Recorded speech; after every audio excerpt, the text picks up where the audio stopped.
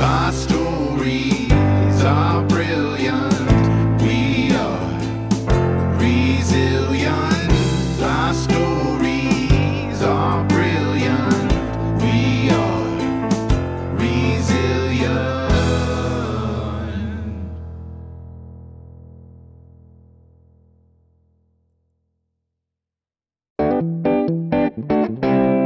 Hi, welcome, resilient listeners. I wanted to take a second and tell you how excited I am to have our new guest on the show.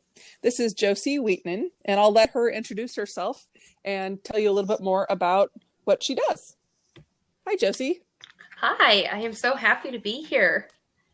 So my name, like she says, is Jocey Wiitanen, and I am a wife. I am a dog mom to a sweet little Pomeranian. I am currently pivoting my career into becoming a life coach. So I have been spending my time in quarantine learning new things. And that's how me and Jen actually met, was in a Made to Do This business course. And I've just been immersing myself into just learning this new career. And before this, I was a cosmetologist for the last 10 years, just behind the chair, making people beautiful. And so, yeah, that's a little bit about me. Excellent. So where are you located at, Jocey? So I call it the middle of nowhere, North Dakota. My husband is a geologist out here working in the oil fields, and that's what brought us out here. Oh, interesting. Okay. That's really cool. That's really cool. My son is actually he's a freshman at the U of O, University of Oregon, because that's where I'm located. And he is going into geology, so that's one of his fields. Yeah. I know my husband really, really likes working in geology. It tests his brains, but he's gotten really good at it over the years. Oh, that's cool. That's really cool. So what made you choose to change your current project, to pivot, as you say? So my big pivot, I think, actually started back in 2017 when I was teaching at the Aveda Institute in Austin, Texas. I really enjoyed teaching, and my students always called me the inspiring teacher, the motivational speaker. Like, they always said that to me. And it just kind of reinforced that maybe this is something I should look into. And another reason that I think the coaching world has been really calling my name is every time I take any sort of like quiz online on what type of job I should be in, what my profession, 'cause I love those quizzes, it always lands on teacher, it always lands on coaching and mentoring. And so I started looking into it, and it's been a really fun, awesome thing. And I've grown so much just from the courses I've taken myself. And I've seen such a shift in the way I show up in the world that I just can't wait to like give that back and help others as well. Ooh, that's great. I mean, and I love the fact that you're listening to the feedback that you've already gotten before you kind of listen to those voices in your head, you're like, oh, wait, everyone else is telling me what a good teacher I am. Maybe I should. Yeah, seriously. Oh, how interesting.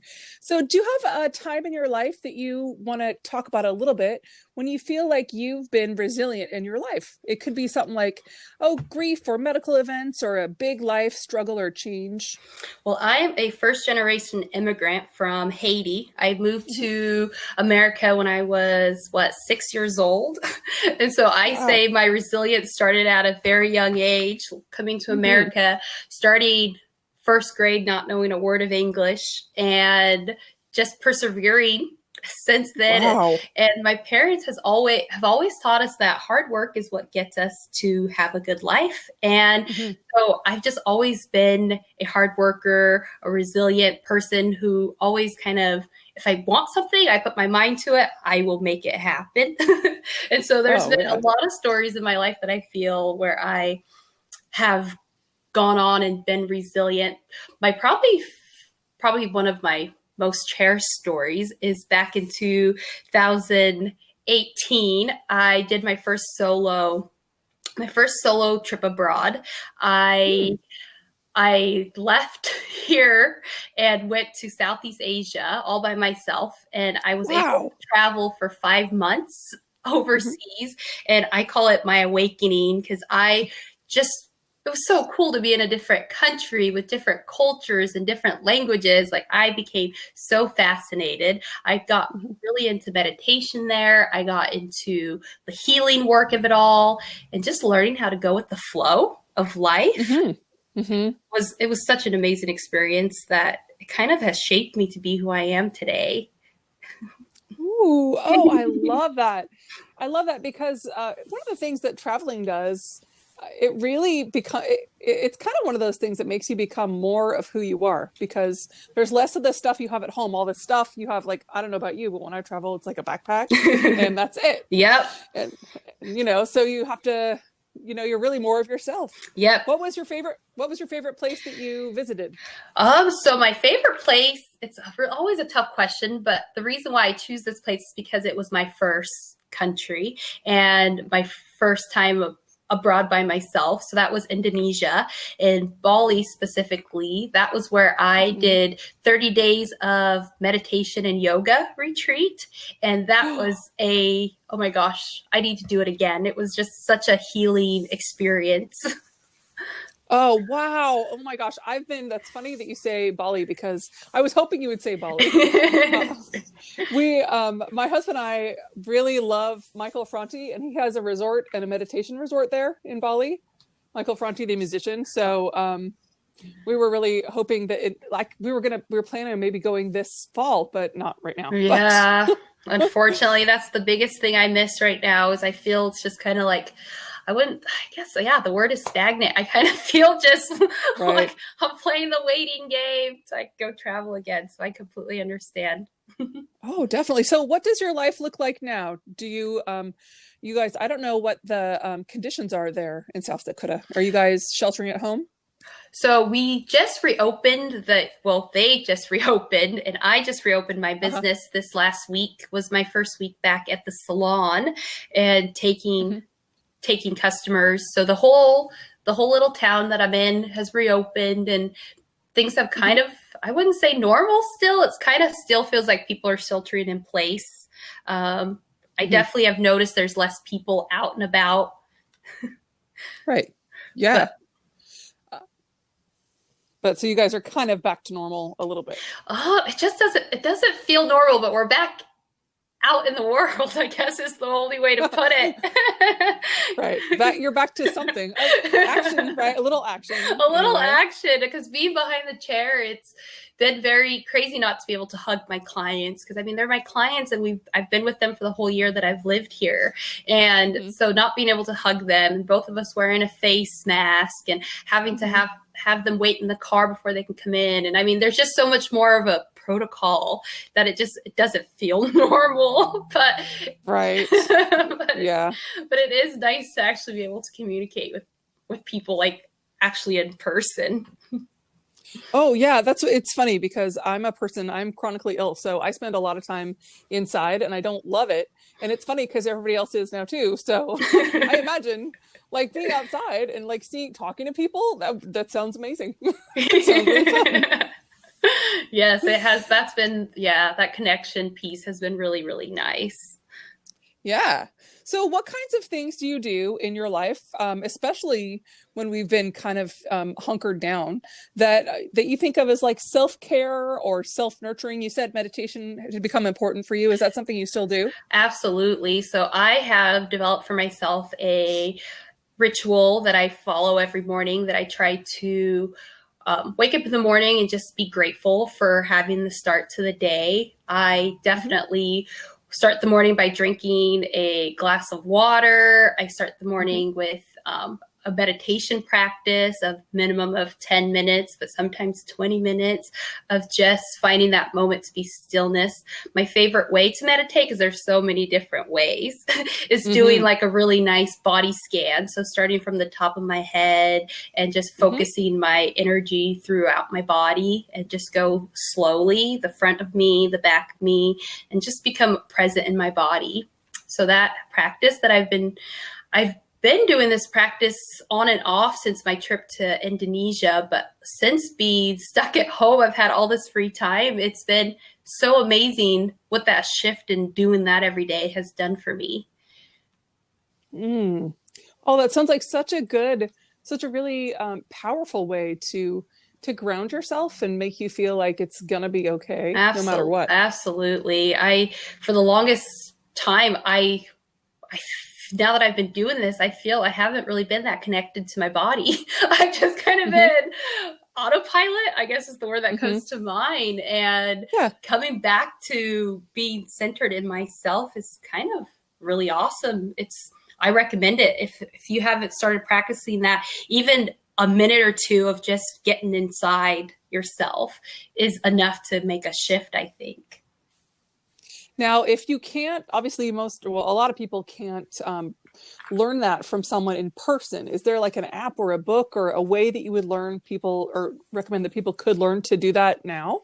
Well, in my Facebook group that I have started since quarantined as well, it's the Backroads Coaching Facebook group. I do go in there and I go live on Wednesdays, or I record a video and I post it. And I've been going on there and doing meditations. I've been doing EFT tapping to help with anxiety. And so those are a good place if people would love to come join us in the Backroads Coaching Facebook group. They would learn it from me, or if not, I mean, YouTube is a vast school of its own. Right. No, I'm really glad. I was hopefully going to get that out of you because I wanted people to be able to connect with you. Absolutely. And what better way than to learn from you? That'd be perfect. Yeah, that's been really fun during quarantine to connect with people in that way, because I do start to feel restless if I'm not doing something. And so starting that awesome Facebook group and going on there and helping others, it's been very rewarding for me because it's like a win-win because it makes me feel good too. Oh, I love that. That's great. What other kinds of things do you do in your life that makes you happy? So when I am not traveling, just spending quality time with my husband and getting outside in nature is really very therapeutic for me. So I love hiking, I love camping, just being outside. And that's really very like my church, like getting outside in nature is so healing. Oh, I agree. That's one of the reasons why I like to live. I like to live in lots of different places, but I live in where I live in Oregon. There's so many trees outside, and everybody always says, that it's like being in church when you're outside. And I mean, talk about a cathedral, right? Yeah, your backyard is beautiful. I've been to one of the first trips my husband and I, then boyfriend, took together was to the coast of Oregon. It was Newport Beach, Oregon was the first trip that we've ever taken together. And I remember driving into there and all the canopy of trees. Like I'd never seen that in my life. I still remember that. I still remember the canopy, like you're driving down the road, but there's a canopy of trees over you. I'd never experienced that before. And that's your backyard. So beautiful. It is, but well, like you say though, there's stuff to find about outside anywhere in the world, and I bet that helps you as a traveler too. Really going to those outside spaces. Oh yeah, definitely. Everywhere that I've been has been a little different with outside spaces because right now in North Dakota, it's definitely very brown and not very healy. Yeah, but there's beauty in that too. That's true. I remember the first time I went to the desert, I had to work at it. Yeah, it's different.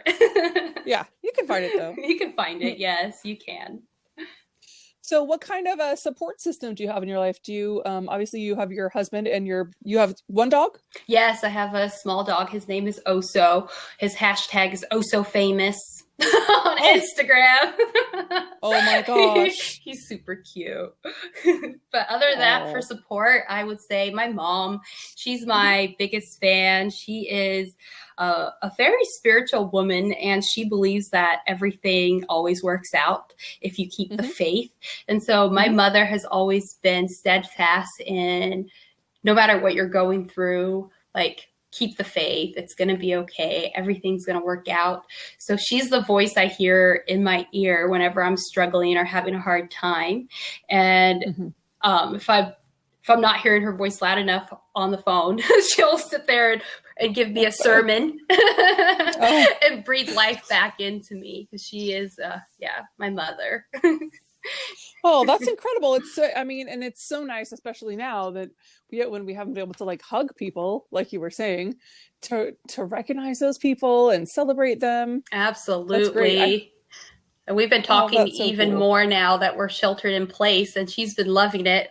I introduced her to Marco Polo, which is the app where you can you can do a little video of yourself and send it. And so since sheltering in place, we've been doing that a lot lately, almost every day. And that's been such an awesome way to connect that before this time that we wouldn't have done. I know, it's so fun. I do that with my in-laws too. It's great. It really is. It's neat to see people in person. Yes, and see what their voice and their body kind of become one at that point, and you're not having to guess. Yeah. So, do you have, and especially this is interesting to me in terms of travel, do you have routines besides your waking up routines that are important for you that make your life work better? Routines. So I'm one of those that building a routine it was a struggle for me. So over the years, I've learned how to be more routine.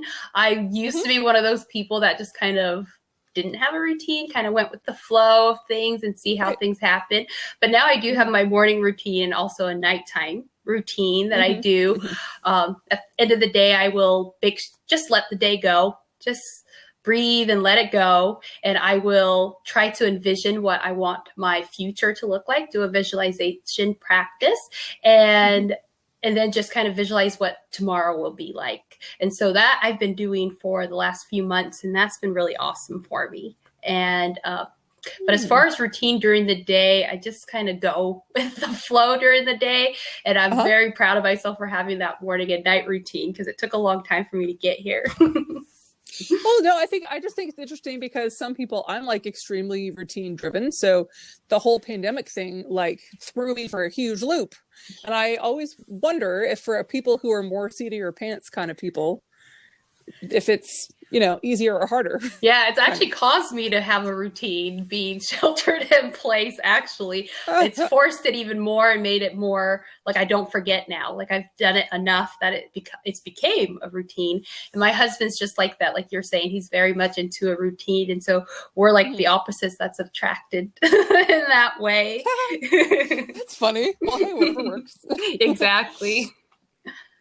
Now, do you feel like when you learn stuff, because you have in your previous career, because you worked very much with people, do you feel like you learn better in a tactical way, like with your hands by doing stuff, or do you learn like visually or by hearing stuff? I definitely am a hands-on person. I love to read, but I always need to get my hands into the action in order for it to stick. So I always say I learn better by teaching, which is so funny that now I've pivoted into a career where I am teaching, because whatever I learn, giving it back to others is what helps me learn it. So yeah, I would definitely call myself a more hands-on learner. Oh, I like that. Okay, you said you like to read. So what's your favorite book that you come back to, or a favorite music you come back to, something like that? I don't really have a favorite book per se. I'm always reading something new. Actually, on Sunday, I just finished the book called Outliers. I believe it's by Malcolm. Can't remember his last name. And that book was super, super interesting. It was talking all about how people who succeed, like the big names like Bill Gates and the big wigs, and the people that succeed that we think they're like man-made, they make themselves and they're one person gets them to success. And this book kind of talks about how they were born in a circumstance that set them on a path to have all these things happen for them. And if they weren't born at the exact moment in time to have those things happen to them, like their lives would be so much different. And I really enjoyed reading that, because sometimes when we see those people that have made it and are billionaires and millionaires, we think, oh, this one person is so awesome. But we forget that there's an army behind them that's helped them get there, you know? And so that book was super inspirational for me. It was like my aha. It was a good one. Gladwell, that's his name. Malcolm Gladwell. Malcolm Gladwell, Outliers. Yeah, that book was really good. I finished it on Sunday. Oh, that's cool. Actually, that's on my list. I read a couple other books of his, but and I can't think of their names at the moment, but he's been like, every time he has a new book come out, I want to read it. Yeah. Like with Shelter in Place, I found so online for libraries, you can go online and get books sent to you. So instead of having to go inside the library because we were sheltered in place, I was able to use this app that allows the books to just be sent to my phone. Oh, wow. And I was able to use it like on Kindle, or they had it, you could listen to the books. That was I can't remember what the name of the app is, but a Library to Go, I believe, or something like that. I believe it was called Library to Go. In any library that your public library, you can go online and get books. So that is a great idea. I love that. For those that love to read and not necessarily going out and buying every single book. I read so fast that for me, that's really hard. I can buy everything I want to read. Exactly. Exactly. Oh, that's cool. Okay. So what's next for your coaching? How can listeners get a hold of you, or are you taking clients right now? I am taking clients right now. So I do have a website, is backroadscoaching.com. And also on Instagram, I am under my maiden name, Jocey Orelus, JOCEYORELUS on Instagram. And then, of course, my Backroads Coaching group on Facebook. You can come on there and join us for some meditation, some tapping, and some positive vibes. It's a small community, but we're growing, and I really enjoy getting in there and connecting. Oh, I love that. Thank you so much for coming to talk with us. Oh, yes, this was my pleasure. It was so much fun. Oh, I can't wait. I'll be there next week so I can learn from you. Awesome. Great. Thanks so much for coming. You're very welcome. Thank you so much for having me, Jen. Thank you. Bye. Bye.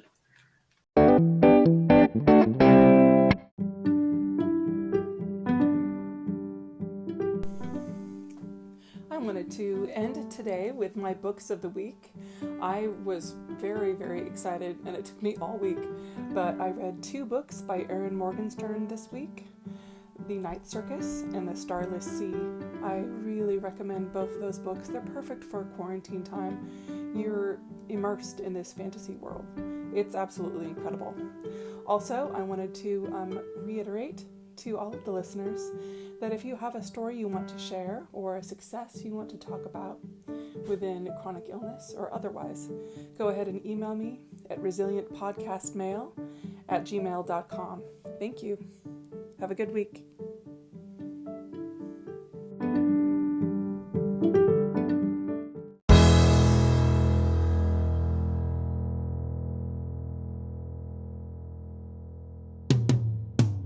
Sometimes we have to start over.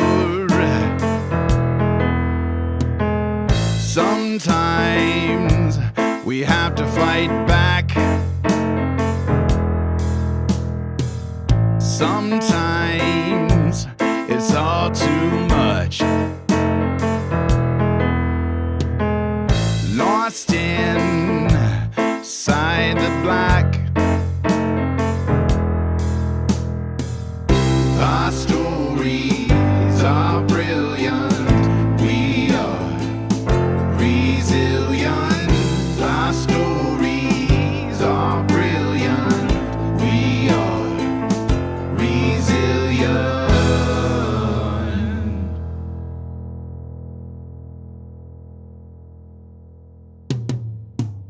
Sometimes we need to lift the voices of those who've overcome and expose the ones that made the choices